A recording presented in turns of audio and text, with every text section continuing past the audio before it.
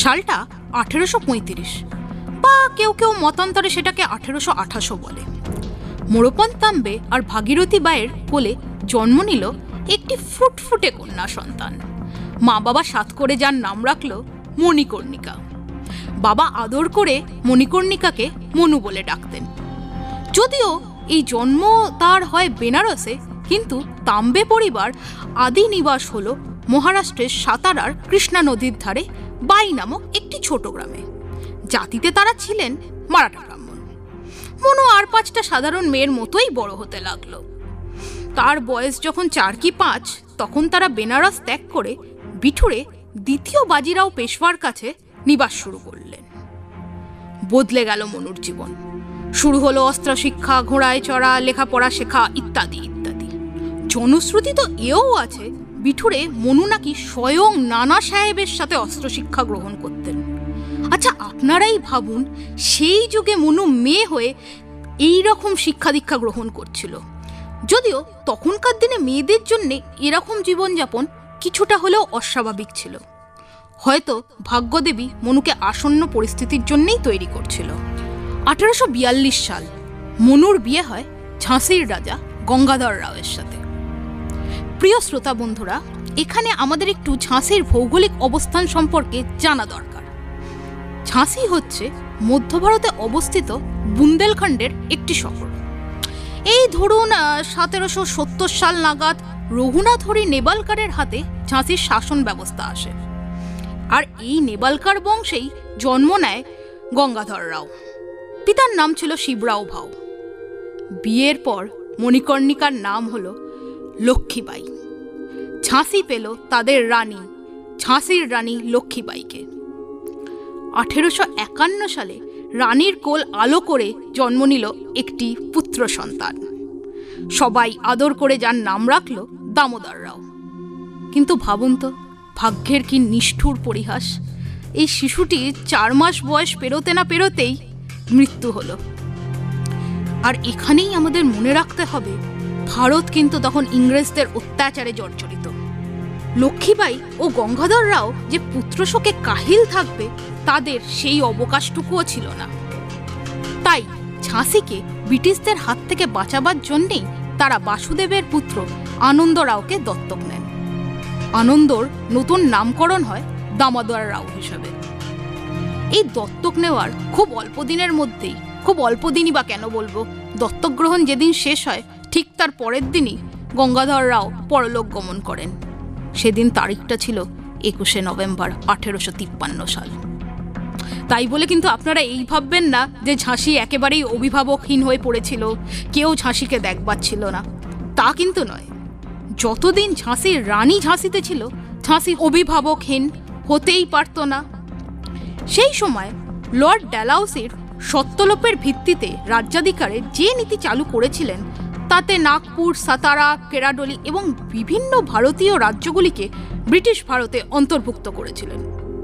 এটি লর্ড ড্যালাউসির একটি কূটনৈতিক চাল ছাড়া আর কিছুই ছিল না।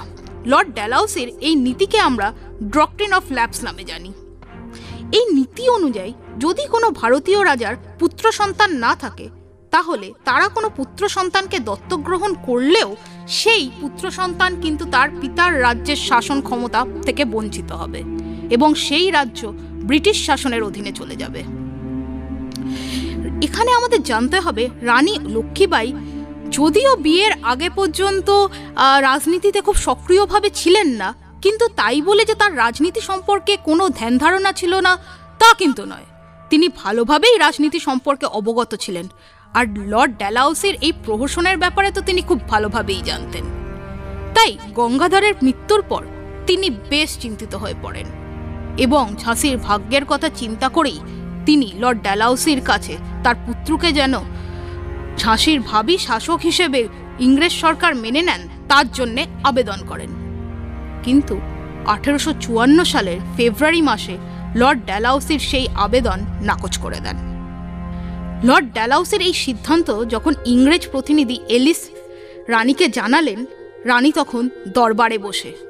এই ব্যাপারটা জানার পরে রানী দৃঢ়তার সাথে এলিসকে বলে ওঠেন, মেরি ঝাঁসি দুঙ্গি নেই। এই উক্তিই ছিল ভারতের প্রথম স্বাধীনতা সংগ্রামের প্রথম প্রতিবাদ। সময়ের মতো চলতে থাকে, সময় বইতে থাকে। ইংরেজ শাসনের নাগপাশে সেদিনকার ভারতবর্ষের রুদ্ধশ্বাস অবস্থা।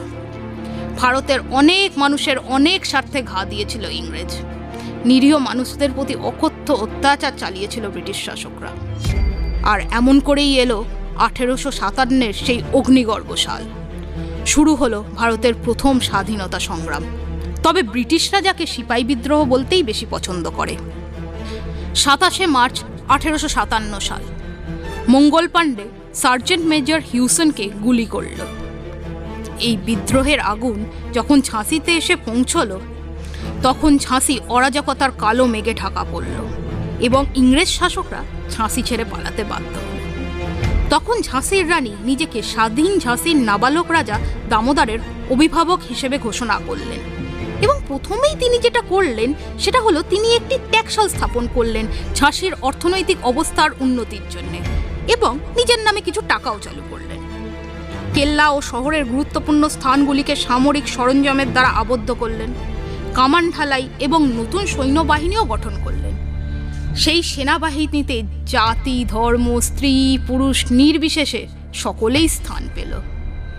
সেই যুগে রানীর সেনাবাহিনীতে মহিলা বাহিনী ছিল। প্রিয় শ্রোতা বন্ধুরা, আপনারা এই ঘটনা থেকেই বুঝতে পারছেন রানী কতটা উদার মনা ছিলেন।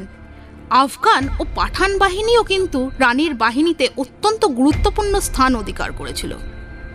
যদিও রানী হিন্দু ধর্মে বিশ্বাসী ছিলেন, কিন্তু তার মধ্যে কিন্তু ধর্মের কোনো গোড়ামি কোনোদিনই স্থান পায়নি। প্রাসাদ প্রাঙ্গণে তিনি নিজে নিয়মিত মেয়েদের নিয়ে মালখাম্বা, পিস্তল চালানো, তলোয়ার চালানো, ঘোড়া চালানো ইত্যাদি কৌশল অভ্যাস করতেন। তিনি সারেঙ্গি ঘোড়ের পিঠে বসে পথে ঘুরে ঘুরে নিজের কাজ করতেন এবং নির্দেশ দিতেন। জনশ্রুতিও এইও আছে যে রানী নিজে শুধু গুড় আর খই খেয়ে থাকলেও সিপাহীদের জন্য কিন্তু সবসময় মালাই খাওয়াতেন। দরবারে তিনি সাদা রেশমের পাজামার ওপর নীল চান্দেরির কুর্তি পরতেন, মাথায় বাঁধতেন পাগড়ি, হাতে রাখতেন তলোয়ার, হাতে পরতেন একগোছা হীরের বালা এবং গলায় পরতেন একটি সুন্দর মুক্তের মালা, আর অনামিকায় থাকত হীরের একটি আংটি। সেই যুগেও রানী বিধবা হয়েও কিন্তু বিধবার বেশ কখনোই ধারণ করেননি। ছোট করে কাটতেন না কিন্তু তার কেশ। আর এই থেকে আপনারা বুঝতে পারছেন তিনি যে শুধু ইংরেজদের বিরুদ্ধেই লড়াই করেছিলেন এমন কিন্তু নয়, তিনি সমস্ত রকম ধর্মের অমানবিক প্রথার বিরুদ্ধেও রুখে দাঁড়িয়েছিলেন। 1857-এর নভেম্বর মাস পর্যন্ত ঝাঁসি শহর ছাড়া আর কোনো কিছুই কিন্তু রানীর দখলে ছিল না। কিন্তু ডিসেম্বর মাসের মধ্যেই রানী তার বেদখল হয়ে যাওয়া এলাকাগুলি পুনরুদ্ধার করেন। যুদ্ধের সময় রাজপ্রাসাদের মধ্যে তিনি একটি হাসপাতালও স্থাপন করেছিলেন, যেখানে আহত সৈন্যদের চিকিৎসা হতো। অনেক সময় তো রানী নিজেই আহতদের সেবা করতেন। লক্ষ্মীবাই সাহসী ছিল, সেটা তো আমি, আপনি, এমনকি আমাদের দেশের ছোট ছোট বাচ্চারাও জানে। কিন্তু এই ঘটনার মধ্যে দিয়ে তার মানবিক দিকটাও ফুটে উঠছে। এই সময় ঝাঁসিকে পুনর্দখল করতে ব্রিটিশরা ইংরেজ সামরিক অফিসার হিউরোসকে নিযুক্ত করলেন। 21শে মার্চ 1858 সাল হিউরোস সকাল ঠিক 7টার সময় ঝাঁসির সামনে পৌঁছলেন। আর হিউরোস কি দেখলেন জানেন? হিউরোস দেখলেন যে কেল্লার ঠিক দক্ষিণ বুরুজকে তাদের বিশাল সৈন্যবাহিনীকে স্বাগত জানাচ্ছে রানীর ঘন লাল রঙের পতাকা, যে পতাকার একান্তে রইল নাগারা ও চামারের চিহ্ন। রানী এই যুদ্ধের কথা পূর্বানুমান করেই প্রস্তুত করেছিলেন কেল্লার অনেক কটি কামানকে। এই কামানগুলির মধ্যে কড়ক বিজলি ও ভবানী শঙ্কর ছিল তার অত্যন্ত প্রিয় কামান। শুরু হলো দুপক্ষের প্রচণ্ড গোলাবর্ষণ। রানী ও তার সৈন্যরা অসম্ভব সাহসের সঙ্গে লড়ে যাচ্ছিল ব্রিটিশ সেনার বিরুদ্ধে। কিন্তু আপনারাই বলুন, শুধু সাহস আর আবেগে নির্ভর করে কি কোনো যুদ্ধ জেতা গেছে আজ পর্যন্ত? না, যায় না, সেদিনও যায়নি। তাই আর রানী কী বা করবেন? তাই রানী তাঁতিয়া টোপির কাছে সাহায্য চেয়ে পাঠালেন। তাঁতিয়া টোপি কিন্তু অসম্ভব বীর যোদ্ধা ছিলেন। তিনি রানীকে যথাসাধ্য চেষ্টা করেছিলেন এই যুদ্ধে যেন রানী লক্ষ্মীবাইয়ের পরাজয় না হয়। কিন্তু ভাগ্য বলেও তো একটা কথা হয়, যে ভাগ্যকে আমরা কেউই বোধহয় অস্বীকার করতে পারি না। তাই বোতোয়ার তীরে তাতিয়া তোপিকে পরাস্ত করলেন হিউরোস। তাতিয়া দেখল আর কোনো উপায় নেই, এই যুদ্ধ যদি জিততে চায় তো তাকে এই যুদ্ধক্ষেত্র ত্যাগ করতেই হবে। তাই তাতিয়া এই যুদ্ধক্ষেত্র ত্যাগ করে কালপিতে গিয়ে আশ্রয় নিলেন। রানীও বুঝলেন এই মুহূর্তে ঝাঁসি দুর্গ পরিত্যাগ করাই একমাত্র উপায় যদি তিনি এই বিদ্রোহ চালিয়ে যেতে চান। আপনারাই ভাবুন তো রানীর পক্ষে এটা কত মর্মান্তিক সিদ্ধান্ত ছিল। রানী দেখছে সারা ঝাঁসি শহর দাউ দাউ করে আগুনে জ্বলছে, কিন্তু ঝাঁসির কিচ্ছু করার নেই। একদিকে হচ্ছে তার প্রিয় ঝাঁসি, আর একদিকে হচ্ছে তার দেশের প্রতি কর্তব্য।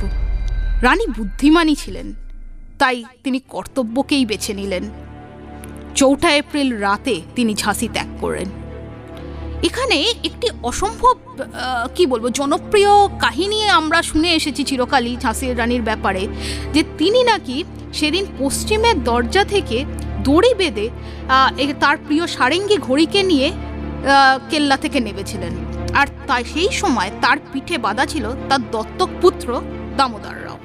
এই কাহিনীর সত্যতা আমরা কিন্তু জানি না, বা আমরা কেন বলবো, ঐতিহাসিক কোনো তথ্যই এই কথাকে খুব একটা সমর্থন করে না।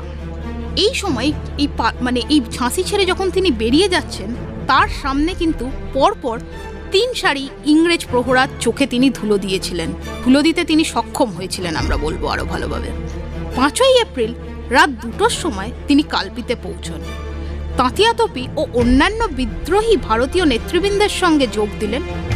সেখানে ভারতীয় নেতৃবৃন্দরা রানীকে সেনাধ্যক্ষ হিসেবে নির্বাচিত করলেন, কারণ তখনকার ভারতীয় নেতৃবৃন্দরা এইটা বুঝতে পেরেছিলেন যে রানীর থেকে সাহসী এবং যোগ্য নেতা আর কেউ বোধহয় ছিল না। এরপর রানী কালপিতে ও কুচে প্রচণ্ড সাহসের সঙ্গে যুদ্ধ করলেন ইংরেজদের বিরুদ্ধে। কিন্তু ওই ভাগ্যের লিখন আর কে খণ্ডাবে না, উনি রানী লক্ষ্মীবাই ছিলেন, কিন্তু বোধহয় ভাগ্যের সাথে লড়ার ক্ষমতা ওনারও খুব একটা ছিল না, তাই আবার পরাস্ত। রানী দেখল এভাবে তো ইংরেজদের সাথে লড়া যাবে না, এদের সাথে লড়তে গেলে কূটনীতির সাহায্য তো কিছুটা হলেও নিতে হবে। তাই কূটনীতির সাহায্যে তিনি অধিকার করলেন গোয়ালিয়র দুর্গ। এই সময় ইংরেজ মরিয়া হয়ে উঠেছিল রানীকে ধরতে। ইংরেজরাও বুঝেছিল এই গোয়ালিয়র দুর্গটি ভৌগোলিকভাবে কতটা গুরুত্বপূর্ণ যে কোনো যুদ্ধ জেতার জন্যে। তাই গোয়ালিয়রে শুরু হলো রানীর সঙ্গে ব্রিটিশদের প্রচণ্ড যুদ্ধ। সেদিন তারিখটা ছিল 17 জুন। রানী পরেছিলেন লাল কুর্তা ও সাদা পাজামা, মাথায় বেঁধেছিলেন চান্দেরির সাদা পাগড়ি, হাতে উন্মুক্ত শমশের নিয়ে তিনি গুরুতর যুদ্ধে মেতে উঠলেন ব্রিটিশদের বিরুদ্ধে। তিনি নিজেও যুদ্ধ করতে লাগলেন এবং তার সৈন্যদেরও উৎসাহিত করতে লাগলেন, বলতে লাগলেন, লড়ে যাও, যতক্ষণ প্রাণ আছে শেষ পর্যন্ত লড়ে যাও, এর শেষ না দেখে তো আমি ছাড়ব না। সেদিন তার কণ্ঠের মুক্তের মালা ঝলবল করছিল রোদের আলোয়। কিন্তু এখানে আমাদের একটা কথা মনে রাখতে হবে, ঝাঁসির রানী কিন্তু যুদ্ধ করবার সময় পুরুষদের পোশাক পরতেন, তাই ইংরেজ সৈন্যরা তাকে রানী হিসেবে চিনতে পারেনি। তারা শুধু দেখেছিল যুযুদান এক তরুণ সৈন্য তলোয়ার চালনা, আর যা দেখে তারা বিস্ময়ে বিমুগ্ধ হয়ে গেছিল। তখন আর বেশি ভারতীয় সৈন্য অবশিষ্ট নেই। হঠাৎই তার চিরকালের সহচরী মান্দারের বুকে গুলি বিঁধল। মান্দার যুদ্ধক্ষেত্রে বীরাঙ্গনার মৃত্যুবরণ করল। লক্ষ্মীবাই রেগে গেলেন এবং মান্দারের আততায়ীকে হত্যা করলেন। আর সেই মুহূর্তেই রানীর কপালে একটা তলোয়ারের আঘাত এসে লাগায়, মাথার ডান দিক থেকে ডান চোখ অব্দি কেটে গেল। আর হঠাৎই তার বাঁ দিকের বুকে একটি গুলি এসে বিদ্ধ হলো। বীরাঙ্গনা লক্ষ্মীবাই ভারতের স্বাধীনতা সংগ্রামের জন্য নিজের প্রাণের আহুতি দিলেন। প্রিয় শ্রোতা বন্ধুরা, আজ এইটুকু সময়ের মধ্যে আমি লক্ষ্মীবাইয়ের যে ছবি আঁকার চেষ্টা করলাম তা কিন্তু একদমই যথেষ্ট নয় তার মতো মহান বীরাঙ্গনাকে চেনা বা জানবার জন্যে। আজ আর বলতে পারলাম না বীরাঙ্গনা কাশী, সুন্দর, মান্দার, ঝলকারি, গঙ্গাদের কথা, বা আরও বিস্তরভাবে আলোচনা করতে পারলাম না কেনই বা সেদিন ভারতীয়রা বিদ্রোহে মেতে উঠেছিল। অনেক কিছুই বলা হলো না। তাই সবশেষে এই বলবো, যতদিন দেশপ্রেম ও মানব কল্যাণের চেতনা আমাদের মধ্যে থাকবে ততদিন লক্ষ্মীবাইয়ের মৃত্যু হবে না। লক্ষ্মীবাই কেন, আমাদের দেশের জন্য যতজন শহীদই প্রাণ দিয়েছে তাদের কারোরই মৃত্যু হতে পারে না, তাদের কারোরই মৃত্যু নেই, তারা সবাই অমর। তাই আজও গোধূলি লগ্নে বুন্দেলখণ্ডের রাস্তা দিয়ে আপনারা যদি হেঁটে যান, হয়তো আপনারা শুনতে পাবেন কোনো এক কিশোরী রানীকে স্মরণ করে বলছেন, পত্থর মিট্টি সে ফৌজ বানাই, কাঠ সে কটোয়ার, পাহাড় উঠাকো ঘোড়া বানাই চালি গোয়ালিয়ার। ভালো থাকবেন, খুব তাড়াতাড়ি নিশ্চয়ই আবার আপনাদের সঙ্গে দেখা হবে। ধন্যবাদ।